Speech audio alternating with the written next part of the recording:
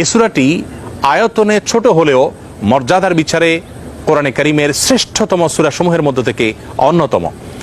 নবী করিম সাল্লাল্লাহু আলাইহি সাল্লাম এক হাদিসে বলেছেন, ইন্নাহা লাতা'দিলু সুলসাল কোরআন, নিশ্চয়ই সূরা ইখলাস এটি মর্যাদার বিচারে এবং সওয়াবের দিক থেকে কোরআন কারীমের 1/3 বা 1/3 সমতুল্য। বুখারীর এক বর্ণনা থেকে বোঝা যায় নবী সাল্লাল্লাহু আলাইহি সাল্লাম সূরা ইখলাস একবার পাঠ করলে কোরআন কারীমের 1/3 তেলাওয়াত করার সমান সওয়াব পাওয়া যাবে, সেটি বলেছেন। এর উপর ভিত্তি করে অনেক উলামা ইকরাম বলেছেন, 3 বার যদি কেউ কুল হুয়াল্লাহ সূরা বা সূরা ইখলাস পাঠ করে তাহলে আল্লাহ রাব্বুল আলামিন তাকে গোটা কোরআন একবার পড়ে শেষ করার সমান সওয়াব দান করবেন। অন্য আরেকটি হাদিসে বর্ণিত হয়েছে, এক ব্যক্তি সূরা ইখলাস পাঠ করেছেন, নবী সাল্লাল্লাহু আলাইহি ওয়াসাল্লাম সে শুনতে পেয়ে তিনি বলেছেন ওয়াজাবাত, অর্থাৎ তার জন্য ওয়াজিব হয়ে গেছে। সাহাবা একরাম জিজ্ঞাসা করেন, ইয়া রাসূলুল্লাহ কি ওয়াজিব হয়ে গেছে?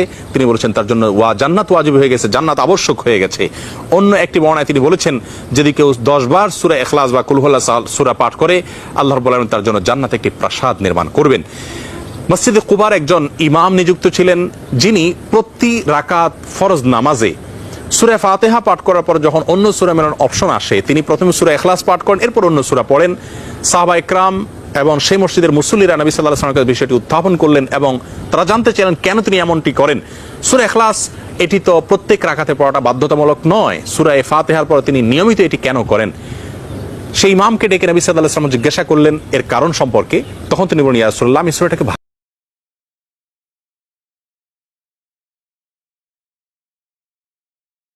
মা খাদিজাতুল কুবরাকে কবরে রাখার পরে নবীজি কবর পারে বসে আছেন, মাটি চাপা দেওয়া হয়েছে, নবী বসে আছেন।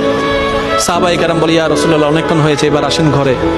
নবী বলছেন, ও আমার সাহাবা, যিনি শুয়ে আছেন উনি আমার দুঃখের দিনের বন্ধু, আমার অসহায় সময়ের মধ্যে উনি সহায় হয়ে পাশে দাঁড়িয়েছেন। সবাই যখন আমার উপর আঘাত করছে এই আঘাতের রক্তটা উনি মুছিয়ে দিয়েছেন, উনি আমার জন্য একটা শক্তি হয়ে দাঁড়িয়েছেন। আমার খাদিজা, আমার স্ত্রী, তোমাদের উম্মাহাতুল মুমিনিন। ইয়া রাসূলুল্লাহ একটু ঘরে আসেন। নবী বললেন, একটু পরেই ওনার কবরে ফেরেশতা আসবে প্রশ্ন করার জন্য। আমি নবী বসে আছি, আমার খাদিজার প্রশ্নের উত্তর আল্লাহর হুকুমে খাদিজার পক্ষ হয়ে আমি নবী উত্তর দেওয়ার জন্য।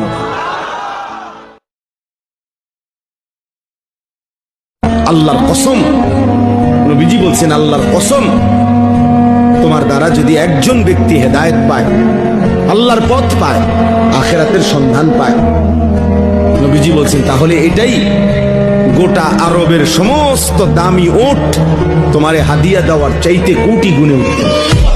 এই মিজানের পাল্লা যদি কেউ ভারী করতে চান, একটা দোয়া সকাল সন্ধ্যা পড়বেন, সুবহানাল্লাহি ওয়া বিহামদিহি, সুবহানাল্লাহিল আযীম। আমার সাথে সাথে আওয়াজ করে পড়েন, সুবহানাল্লাহি ওয়া বিহামদিহি, সুবহানাল্লাহিল আযীম।